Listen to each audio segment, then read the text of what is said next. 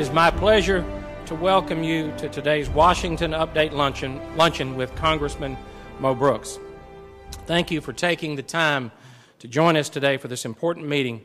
And it's important to note that your support of events like this is one of the things that makes our community so strong. Mo and his family moved to Huntsville in 1963 when his father took a job on Redstone Arsenal. He's a graduate of Grissom High School, where he graduated in 1972, and he was all-city in baseball and an active member on 2 state championship debate teams. He graduated from Duke University in 3 years with a double major in political science and economics, with highest honors in economics. And in 1978, he graduated from the University of Alabama Law School.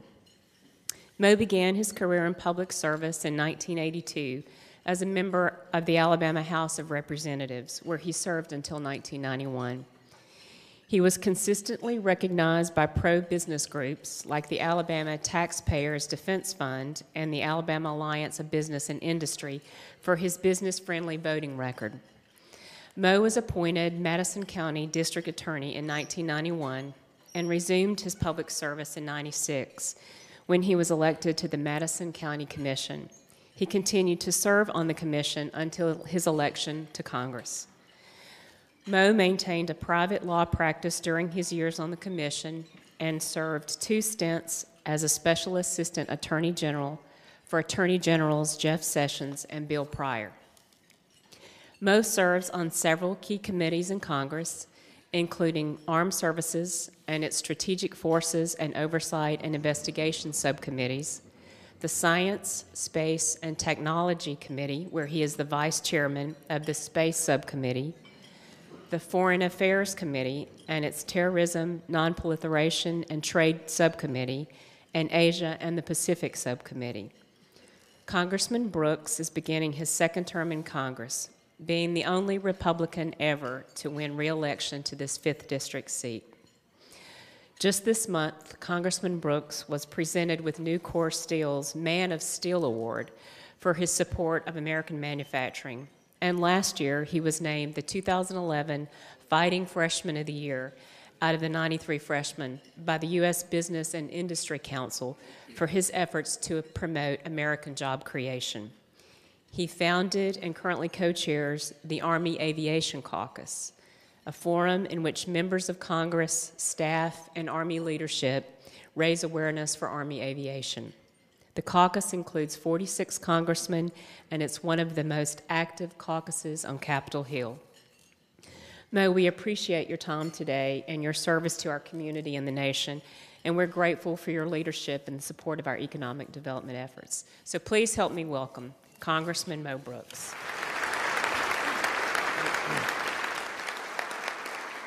It's an honor to serve as your congressman. Very much appreciate that opportunity. My remarks are going to be broken into 6 parts. First, a refresher on America's financial situation.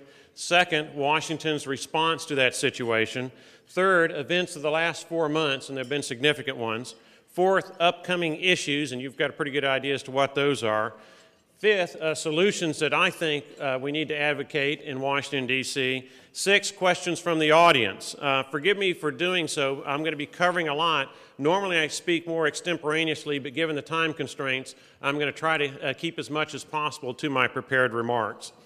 Over the past 2 years, as you are coming to recognize, deficits and debt have driven almost all of the Washington debate, almost all Washington issues. Notwithstanding our situation, America will rise to the challenge, in my judgment, if the American people fully understand the challenge that we face and they are thereby motivated to corrective action. In that vein, let me share with you a deficit chart. It's a little bit of a progression from what you've seen before. As you can see, we have just finished our 4th consecutive year of trillion-dollar deficits. On the plus side, FY 2012's deficit is about $200 billion less than FY 2011, so we are making some progress in that regard. On the downside, our total debt now is $16.5 trillion and still going skyward at an unsustainable pace. Now, let me next share with you the cost of these deficits and accumulated debt. In fiscal year 2012, America's debt service was $251 billion, according to the GAO, at record low interest rates that are roughly half the historical norm. To put $251 billion in perspective, that is roughly 5 times what the federal government spends on transportation. That is roughly 14 times the NASA budget. Those kinds of things that we could be doing with that money gone in perpetuity unless somehow or another we're able to reduce that debt burden and free up that debt service charge for more productive things. On January the 17th, this did not get much publicity, if at all, but the Comptroller General of the United States sent a letter to President Obama. Now keep in mind, this is from the accounting realm, and you folks are accountants out there, you know they tend to be a little bit on the cautious side in using their language. In that letter to President Obama, the Comptroller General summarized America's financial statements. And this is a direct quote from Comptroller General Dodaro, and he stated, the comprehensive long-term fiscal projections for America show that, absent policy changes, the federal government continues to face an unsustainable path. Over the long term, the structural imbalance between spending and revenue will lead to continued growth of debt held by the public as a share of GDP. This means the current structure of the federal budget is unsustainable. Now, those are pretty strong words coming from the Comptroller General to his boss, the President of the United States. So be mindful of that circumstance. Now, let me mention about Washington's response for a moment.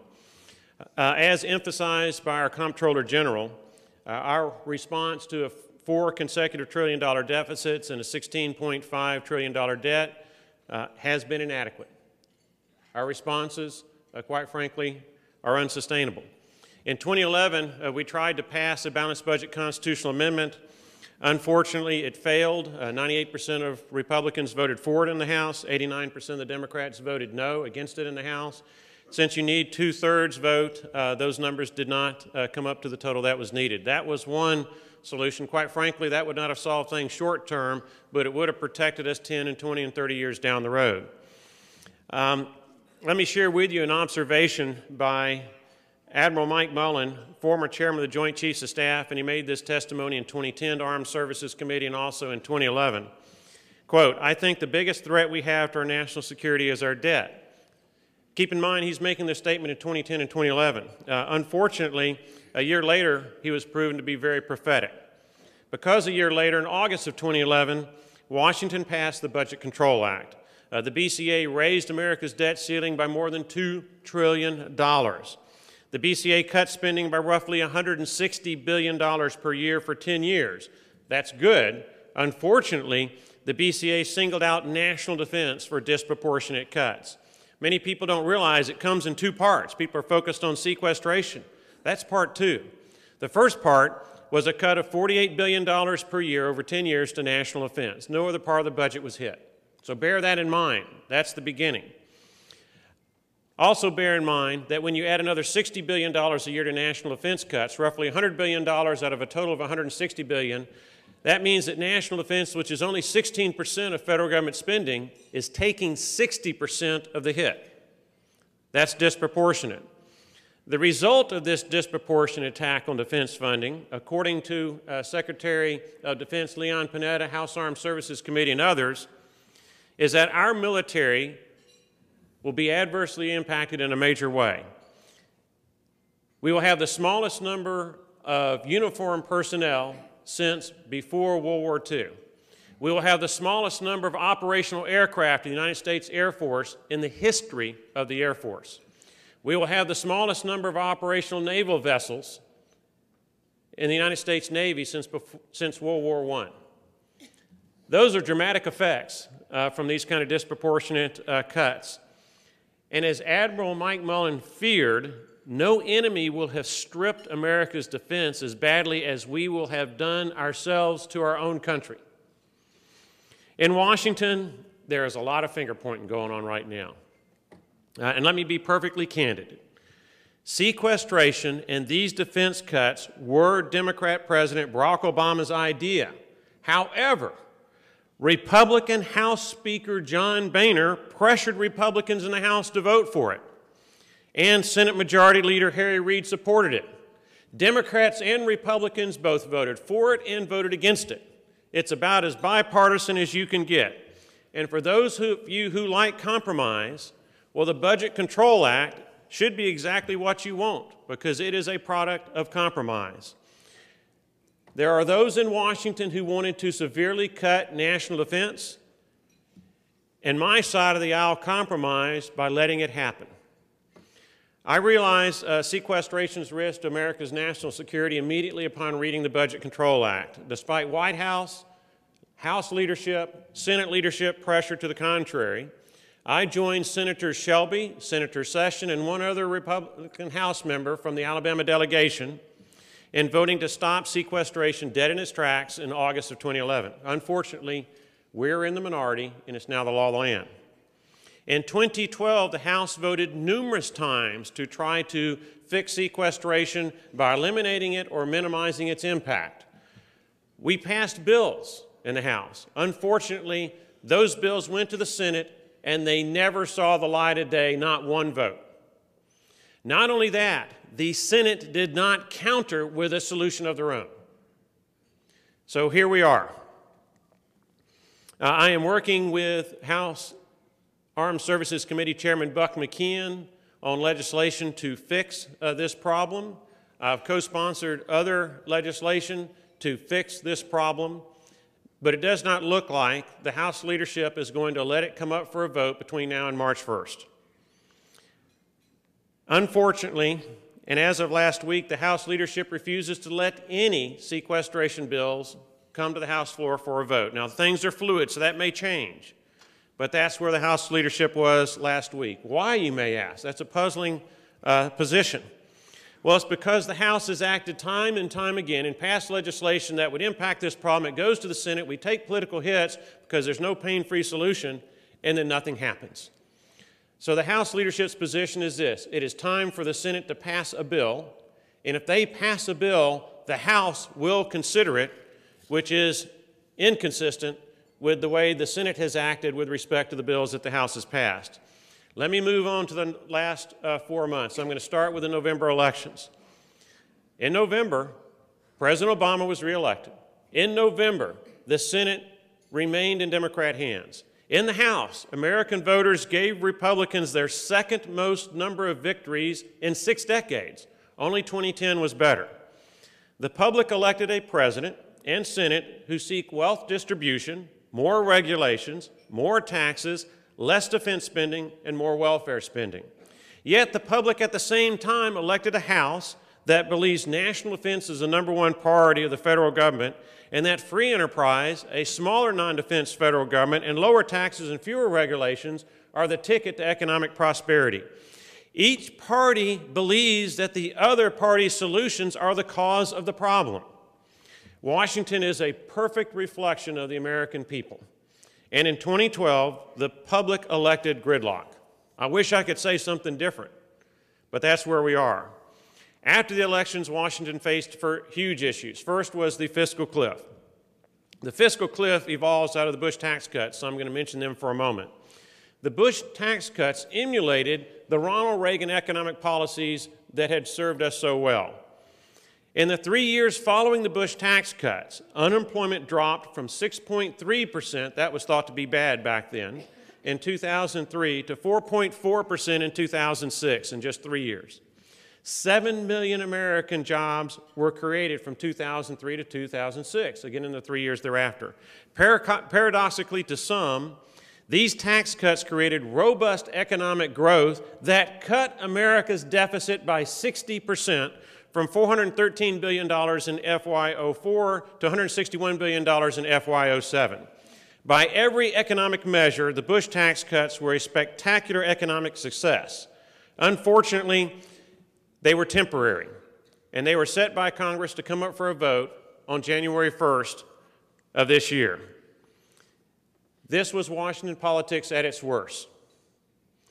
In less than 24 hours, you had a major piece of legislation get introduced in the Senate on a national holiday at 1:30 in the morning. 15 minutes later, the senators are expected to vote. That afternoon, the Congressional Budget Office tells us that it will increase our deficit by $4 trillion over the next decade, and that it increases spending, not cuts it, and then it passes the House later that afternoon in such a short period of time that no American citizen had a reasonable amount of time, on a national holiday, mind you, to read this legislation, to understand it, to vet it, and to get back with their elected officials in Washington about its contents.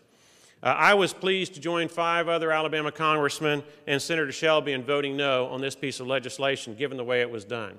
We next had the Hurricane Sandy relief bill. Very briefly, it increases our debt by more than $60 billion. We were not financially responsible again. Then we came to the debt ceiling bill that we just passed, where the debt ceiling was suspended. That's going to increase our debt probably in the neighborhood of $350 to $450 billion by May 19th, at which time a new debt ceiling will be imposed. Whatever we owe at that point in time is the new debt ceiling. We have another debt ceiling crisis that's going to hit us. I joined Senator Sessions in voting against that piece of legislation. Deadlines, March 1st, well, that's sequestration. Plan on it. I don't know of anyone in Washington who thinks there's a 1 in 10 chance that it will not happen. March 31st, funding bill runs out. We're going to have to pass a continuing resolution. I think the House will probably pass a bill that will help restore some of the defense cuts, but I do not know how that will fare in the United States Senate. May 19th, again, that's the trigger for the expiration of another debt ceiling. Solutions. We have 3. We can raise taxes. To raise taxes, you have to double the tax rate on every American that now pays them to come up with enough to eliminate the deficit. You want to cut spending? Cut out all the discretionary spending, and that's enough to do it. That means no defense and no ABC, alphabet soup agencies, FBI, CIA, no Congress, no White House. That's all discretionary spending. Third option, grow revenues by growing the economy. That's what I advocate. In that vein, the economic policies of Reagan and Obama are very instructive. Both Obama and Reagan inherited a 7.3% unemployment rate that was getting worse. Reagan, as a reminder, inherited a 13.5% inflation rate and a 15% prime interest rate. Imagine the impact of that on housing and business.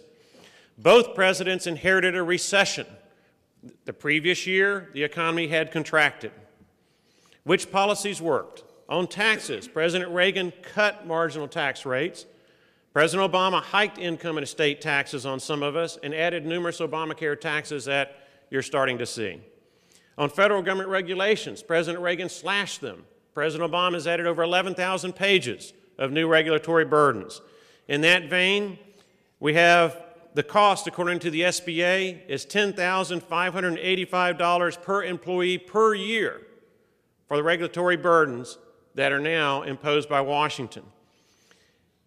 President Reagan restrained government growth. Obama added Obamacare.